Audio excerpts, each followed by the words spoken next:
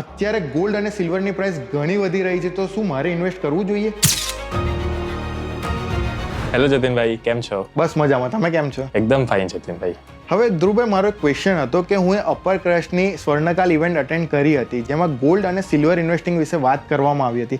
તે ટાઈમ પર મને થોડાક ડાઉટ્સ અને ક્લેરિટી નહોતી, તો હું ઇન્વેસ્ટ નહોતું કર્યું. પણ અત્યારે ગોલ્ડ અને સિલ્વરની પ્રાઇસ ઘણી વધી રહી છે, તો શું મારે ઇન્વેસ્ટ કરવું જોઈએ? સરસ ક્વેશ્ચન છે જતીનભાઈ, અને આજકાલ બધા જ ઇન્વેસ્ટર્સ આ સવાલ પૂછી રહ્યા છે. સૌપ્રથમ તમે એ સમજો કે ગોલ્ડ અને સિલ્વરના પ્રાઇઝીસ હમણાં વધી કેમ રહ્યા છે.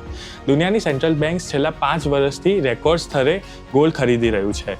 વૈશ્વિક સ્તરે જીઓપોલિટિકલ ટેન્શન્સ વધી રહ્યા છે. ડોલર સિસ્ટમ પર ભરોસો ધીમે ધીમે ઘટી રહ્યો છે અને ઇન્ટરેસ્ટ રેટ સાયકલ્સ પીક પર છે. અને સિલ્વરની વાત કરીએ તો બધી જ ઇન્ડસ્ટ્રીમાં યુઝ થાય છે. EV, solar energy, electronics manufacturing, અને અત્યારે સિલ્વર ગ્લોબલ સપ્લાય ડેફિસિટમાં છે, જેનો મતલબ કે ડિમાન્ડ વધારે છે અને સપ્લાય ઓછો છે.